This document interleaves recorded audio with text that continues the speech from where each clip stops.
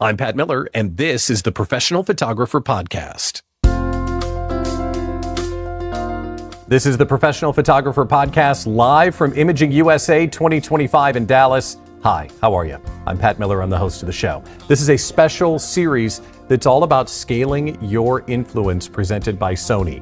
They have, and I'm not sure how we did this, but we have the best of content creators coming to join us here at Imaging USA, and we get a chance to talk to them about how they think about creating content, how they distribute content, and what kind of nuggets can we get out of them so we can get better at telling our story online. Chris Brockhurst is our guest. We're going to talk to him in just a minute. Now, this whole getup presented by Sony, and that means they brought out the big guns. We're using the Sony Cinema Line cameras, which are just flawless, and the whole thing is like being controlled by this brain center on an iPad. Sony's monitor and control app is running the show, and people are walking by, oohing and eyeing at our setup.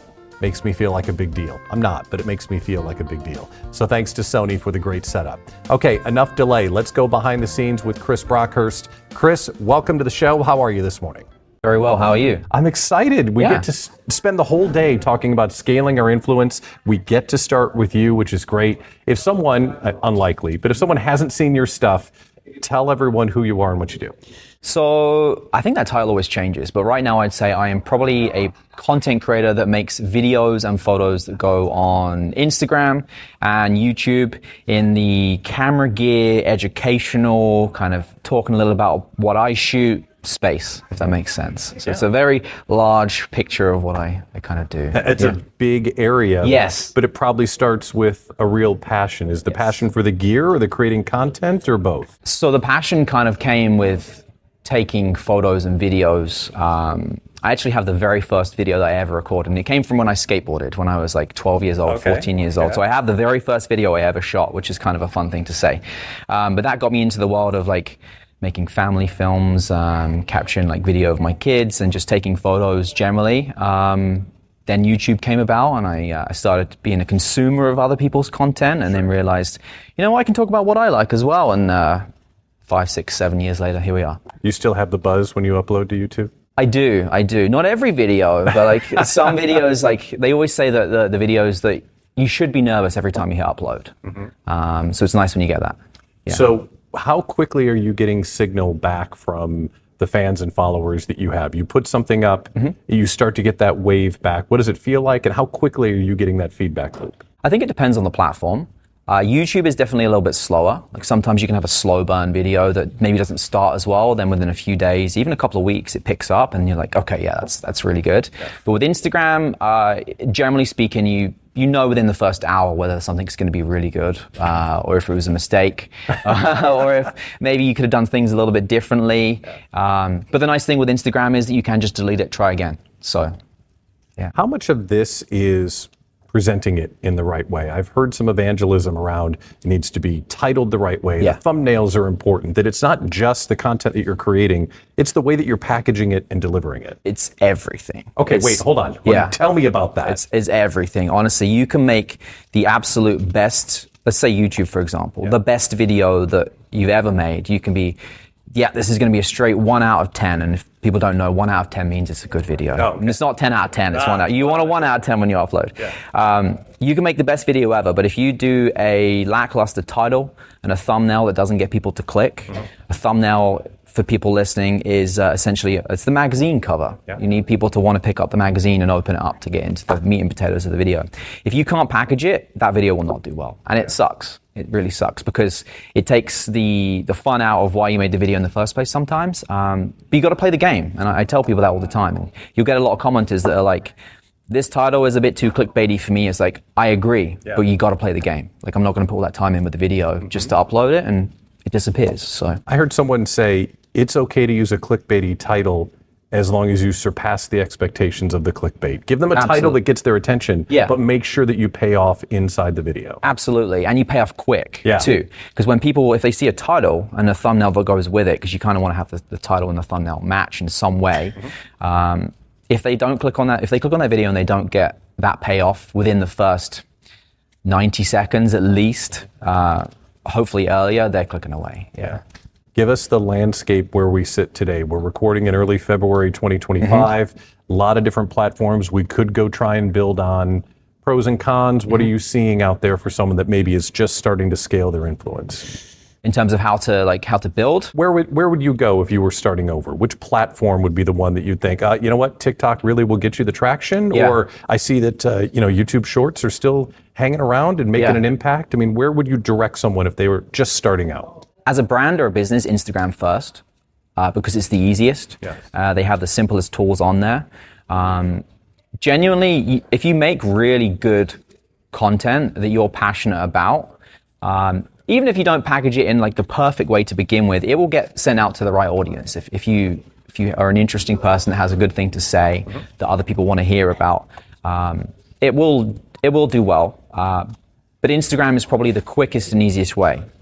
YouTube involves a lot of, you need to have things look good, you need to have good sound, you need to have good video. Instagram, you can just shoot with your phone. Yeah. You can make a story, you can make a couple of reels, you can upload them. You can make a reel an hour. You can post every single hour and one of them might do okay. But Instagram's definitely the quickest and easiest way to get going for a business.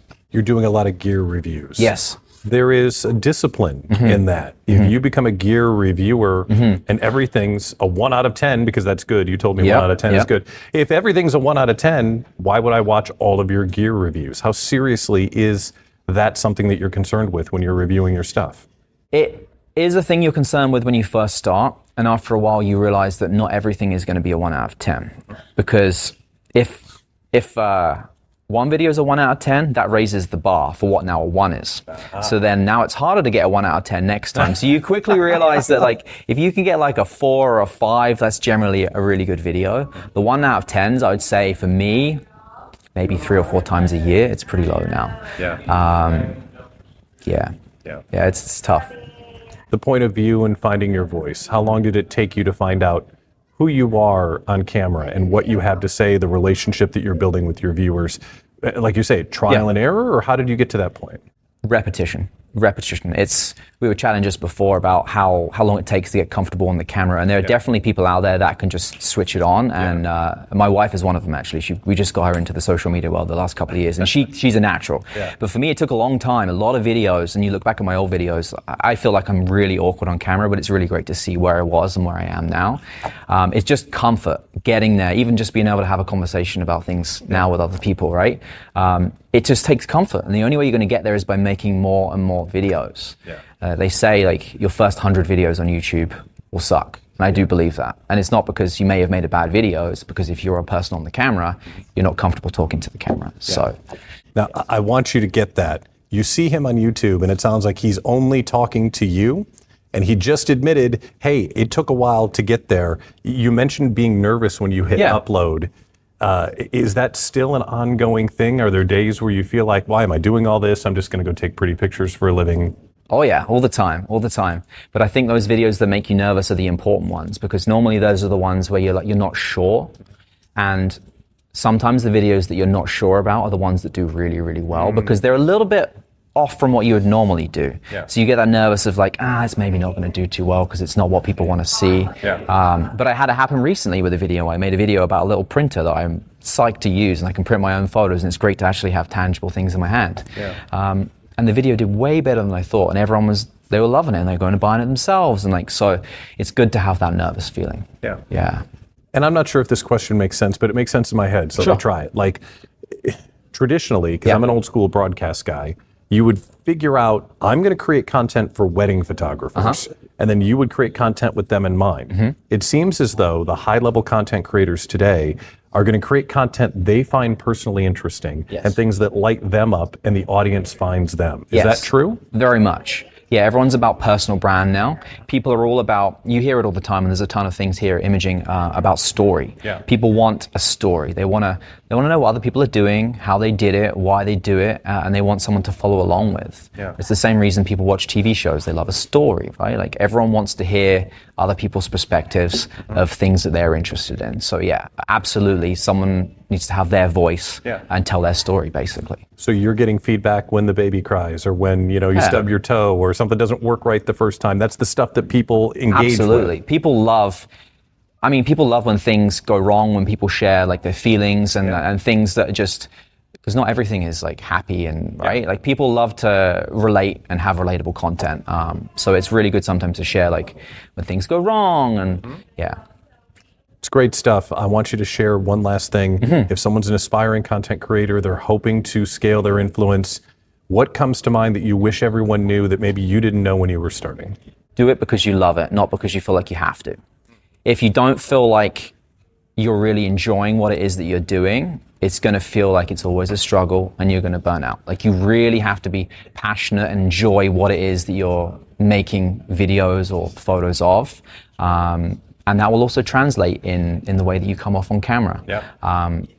So be passionate, do it for the right reasons, not because you have to. Oh, that was worth the price of admission. Chris Brockhurst, thanks for coming on the show. Thank you for having me. Thanks for tuning in to the Professional Photographer Podcast, live from Imaging USA 2025. And a big thanks to Sony for making this look great. Well, it's as great as you can make this look, but we appreciate you being here. So here's what's next. You need to like and subscribe to this podcast feed because we release this show every week where I get a chance to sit down with the leaders in the industry, and our point of view is to help you build a better photography business. So like and subscribe, and if you want bonus points, I'll email them to you. You'll get bonus points if you leave a comment on this episode. What did they share on the episode that you want to make sure that you're going to put into your business so you can get further down the road? One other way you can get further down the road, become a member of PPA. If you're watching this and you're not a PPA member, come on, bro. You are missing out of all the good stuff that PPA provides. I'm talking about equipment insurance, top-notch education, and a community of photographers around you that are serious about improving their craft. If you want to know more, go to ppa.com. That's ppa.com. At PPA, you belong here. Thanks again for tuning in to the Professional Photographer Podcast. I'm your host, Pat Miller. We'll see you right here next time. Talk to you soon.